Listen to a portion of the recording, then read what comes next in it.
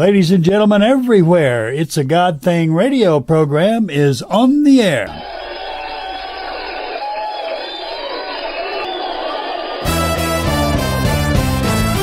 My God is a mountain mover. My God's gonna make a way. Can't count all the times he's proven. We can trust him, just have faith. Take a hopeless situation, watch him turn it all around. Nothing is impossible. I can't hold back. I gotta shout. My God, my God, my God is a mountain mover. Yes, our God is a mountain mover, and you know what? He's still moving mountains every day. And the good news is he can move your mountains too. Hi there, this is Chuck Cooper, host of It's a God Thing radio program. Thank you for joining us today. We sure are glad you're here. You're about to listen to some awesome interviews with believers in Jesus Christ who will tell you how God has revealed and proved himself to them by moving mountains they were unable to move by themselves. They say that their stories can only be described as a God thing. Ready for a real blessing? Alrighty then, let's do this God thing.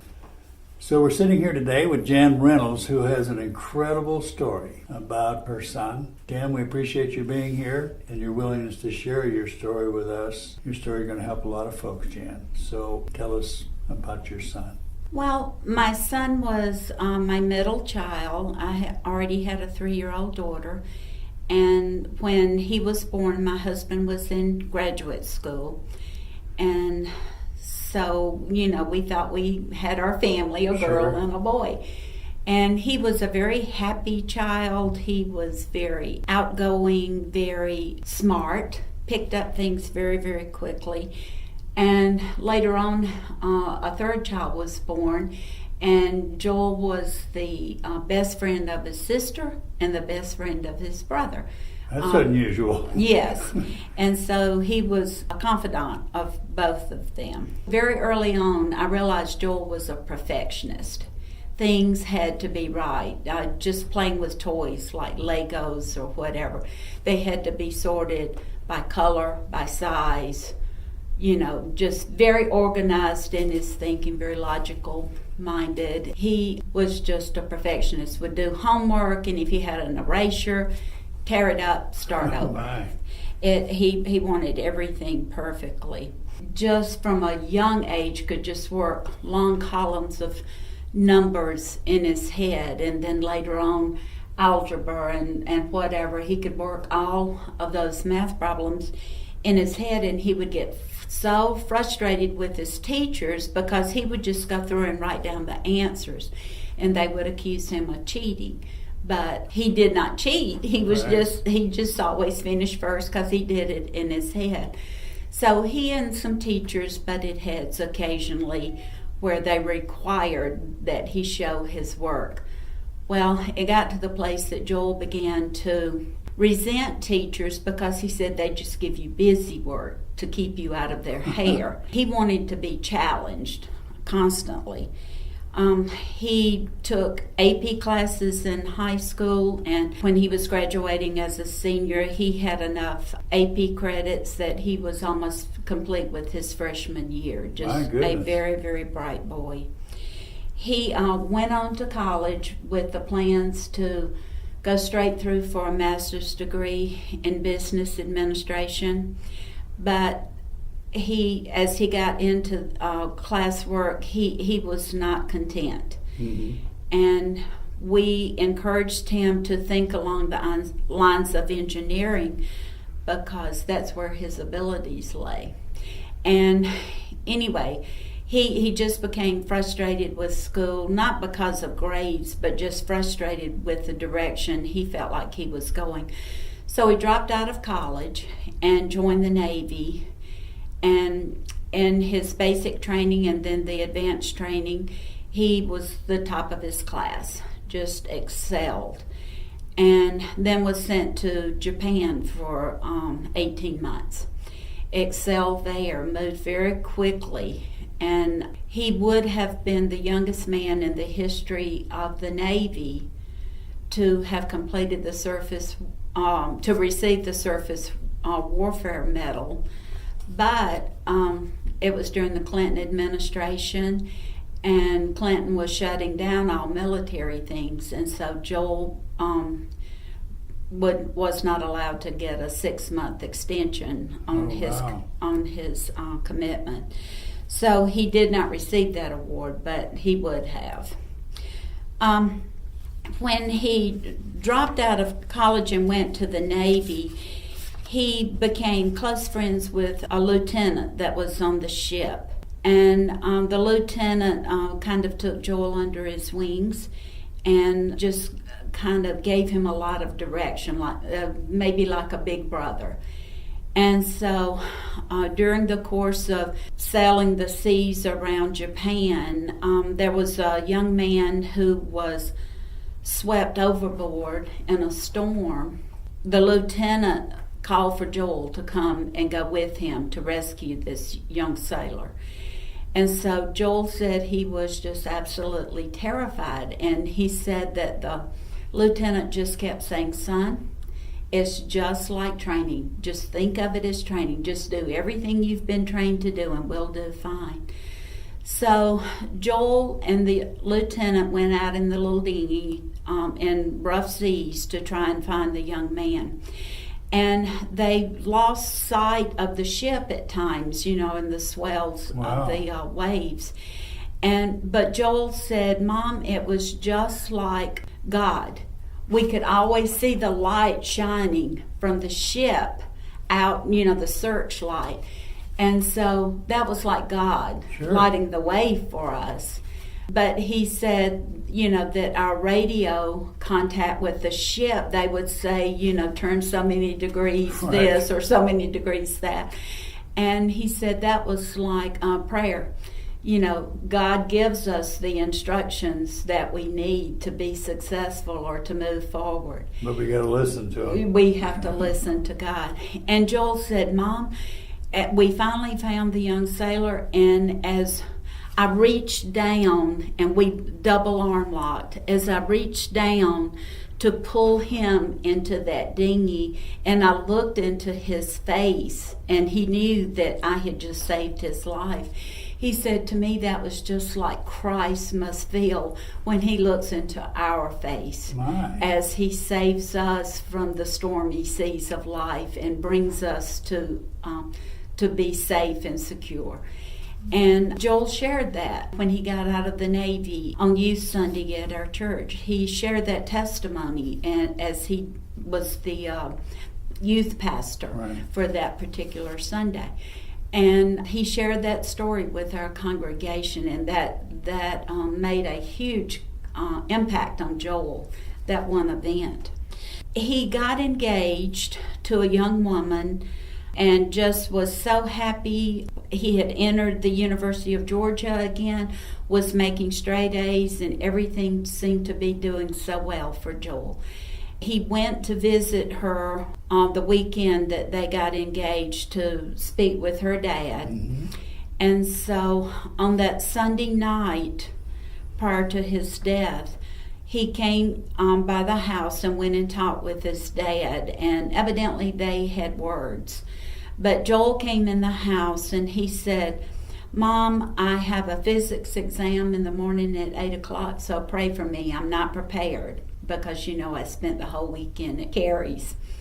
And he said, "When her family comes for the Kentucky ball game, I want you to make your famous chocolate chip cheesecake and impress her parents." And he said, "I'll talk to you tomorrow, and I love you."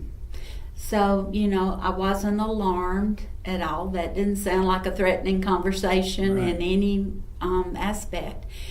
And so the next morning, I got up early to prepare to go to work myself, and I had this urgency to call him. I was just uneasy about him. And I called, but before the phone rang, I hung up because I could just imagine how embarrassed he would be for his mom to be calling him with all of his male roommates, checking on him. And so I did not connect with him that morning, but had an uneasy feeling all day long.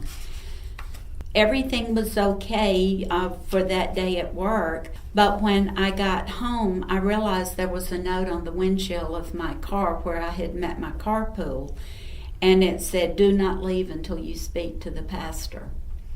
Well, that alarmed me.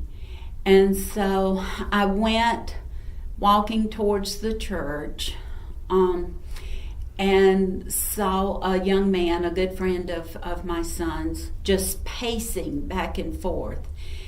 And Joey said, "Mama Jan, come on in. Our pastor wants to talk with you." And so Joey escorted me there. As I walked in, I realized the church secretary would not make eye contact with me, and we were best friends. You knew then you weren't. I knew I was news. going to hear bad news. And so as I entered the pastor's study, a man who was like a second father to my children, and he and his wife were best friends with myself and my husband. And they both were there. And one took one arm, one took the other. And they had me sit down in a chair, and they very cautiously, but very kindly, told me what had happened. Joel had been found by one of the roommates outside, and as a perfectionist, he took one bullet, one gun, locked the cabinet, closed the back door, went outside, and shot himself outside. Oh my! And so, just true to form, Joel would have considered someone else having to clean up a mess behind like him. Yeah. And so the police say that he died somewhere between 8:30 and 9 o'clock that morning. Of course, his body had to be sent to the crime lab. And the funeral was delayed until all of that, and that it was ruled with 99% certainty that it was suicide. That's a hard word for people to even say, much less have to live through. But there were 500 to 600 people at his funeral. My. The night before, at the visitation at the funeral home, there were 1,000 probably.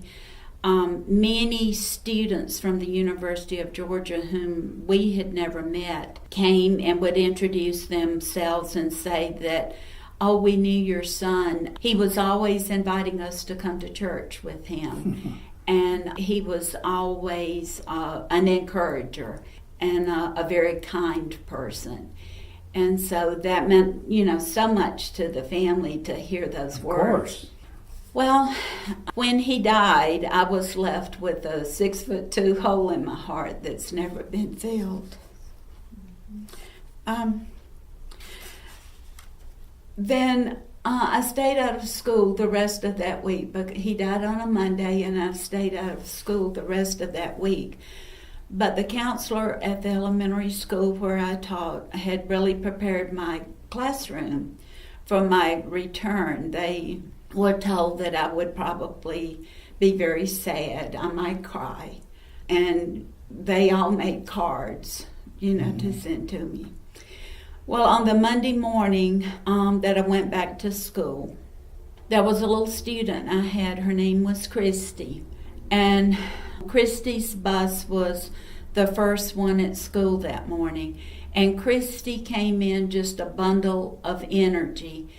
And I felt like I had just landed on Mars. I couldn't even remember what I was supposed to be doing as a teacher, and trying to look through what the substitute had done. And Christy came walking up, and she had this oddly wrapped package in her hand. And she said, "Before you open this, let me explain." She said, "I wanted to give you this, but the only kind of wrapping paper we had was Christmas paper. Mm-hmm. And I didn't want to use Christmas paper because this is not a Christmas gift.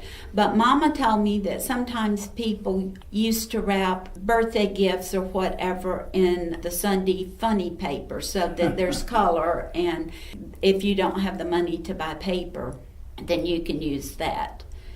And so I opened this gift, And I looked, and it was her well-loved teddy bear. My goodness. And so, Now, how old was this young lady? 2nd grade, My God. 7 years old.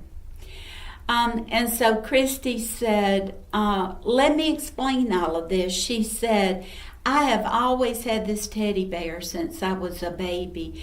And I started thinking about how sad and lonesome you must feel, and that you probably needed something to hold on to. So I told Mama I wanted to give you my teddy bear. And she said, I wrapped it up, and I decided that I was a big girl now, and I didn't need it, but you would need it. My goodness, Jan. And so this little girl, if you think about a child giving up their teddy bear, she gave me her whole heart. Absolutely. And she did it with such love and compassion. And so that was a healing point in some ways, even though it was so close to the time of his death. It was a healing point because the love of a child had really touched my heart. God used her to really touch my heart on that day. All of my son's friends from high school and college, they always were at our house anyway, but anyway, they kind of adopted me as their mother. And so I became Mama Jan to them, and then after they would find the perfect young lady, they would have to bring the perfect young lady to Mama Jan for me to give my approval. Absolutely. And so I have many, many sons now. I lost one son, but God replaced them with many, many young men and their wives and now their children. I've learned during this time that after Joel died, I remembered from childhood that there was a woman in our community who had lost several children in miscarriage. And then her 15-year-old daughter was killed in a car accident. Oh, my. And this woman became the most bitter person. She always had a bitter look on her face, always bitter words out of her mouth, just a sour, bitter attitude about everything. And so my prayer became, God, I don't know how you're going to work all of this out, but I trust you. But God, please don't let me be a bitter person like she was. He answered your prayers, Jan. Yes, I will agree with you, Chuck. He really did, because I have no bitterness about my son's death. I don't like it. I wouldn't have chosen it for him. I don't know why he did it. He left no note. We don't know. But we don't have any clue whatsoever. In fact, I've jokingly said that the Bible speaks of no spankings in heaven, but there just might be one when I see him in heaven.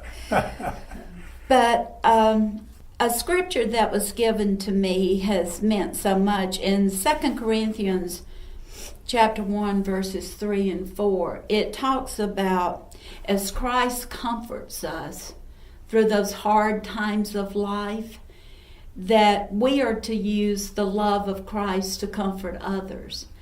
And so I've tried to let that be what I do. I tried to reach out to parents and young people. I've been contacted many times, go talk to this family, they just lost their child, or would you accept a phone call? I've spoken to groups of parents of gifted children to let them know that, my son was a perfectionist, and that is so pronounced within gifted children, Correct. Perfectionism. And I've spoken to youth groups, and I've even had young people say, I am so glad God made me come tonight, because you just saved my life, because I was going down that same path. My goodness. So I guess I'm saying all of this to say that God is a merciful God. Amen. He's loving, and He grieved with me because when my son made the decision to take his life, he sinned against his parents. He sinned against God because he destroyed a temple of God. True. I don't know why he made the decision, and I came to the conclusion many, many years ago that it doesn't matter. It doesn't matter what his reason was. But I could not be bitter and angry no matter what. And so I've tried since that point to use this testimony to reach out to other people, to let people know that God can get you through anything. It doesn't matter what it is. The only thing we know about when my son died was on his bed, his Bible was open. And so evidently he was reading the Bible shortly before he died. And it was turned to Ecclesiastes 4, 9, and 10. And in those verses it talks about pity the man who has no one to turn to. Oh my. And so evidently Joel had problems and he never shared with anybody. In hindsight, he probably was bipolar, but we did not notice that, when he was growing up. But he evidently was having problems, and he was crying out. And even though he had just become engaged and was very happy about that, he still had this deep inner feeling that he had no one to help him. Now, how long did this happen after he got engaged? Joel became engaged on Friday night, which would have been the 16th of October, and he died on Monday morning, the 18th. My goodness. Yes. And you said he was about to go on Sunday night. He was about to go visit her. No, he was coming home Oh, he's coming home from having visited from her. having visited her during the weekend, Okay. and to talk with her dad and Right. all about the marriage. But my takeaway on all of this is that Satan is a great deceiver. He deceived my son. He made my son feel unworthy for whatever reason. Mm-hmm. We don't know. But Satan is a great deceiver. But what Satan meant for evil, God meant for good. And so as bitter and as hard as it was to get through that time of grief, Correct. God has used that to bring honor and glory to himself by our family standing firm. In fact, on the Sunday morning after Joel's funeral, our whole family was at church. And people would say, well, Jan, why are y'all here? And I would look at them and say, where else would I go? Where else would I go? God led me on a path, and I got started doing lady Bible studies. And so I learned a lot about myself. I learned a lot about what God said in His Word about being comforted and comforting other people. I learned even more than I ever knew about bitterness, and how that deep root of bitterness, that if you allow it to grow in your heart, it's going to destroy you. And so I started doing Bible studies, and then my own personal Bible study during that time. And then another takeaway is God sent a special little angel in that little student. Oh, I bet. To reach out to me and just show to me that God used her sacrificial love to encompass me with His love. Now that gift that she gave you, this little 7-year-old second grader gave to you, was given to you on the first day you were back at school? Yeah, so And that's a week. Yes, Joel after. died on the 18th, and so 7 days later, which would have been the 25th, is that right? Yeah, that sounds right. I was 24th. I was back in school. What effect did that little gift not little gift, that huge gift, have on your desire not to be bitter?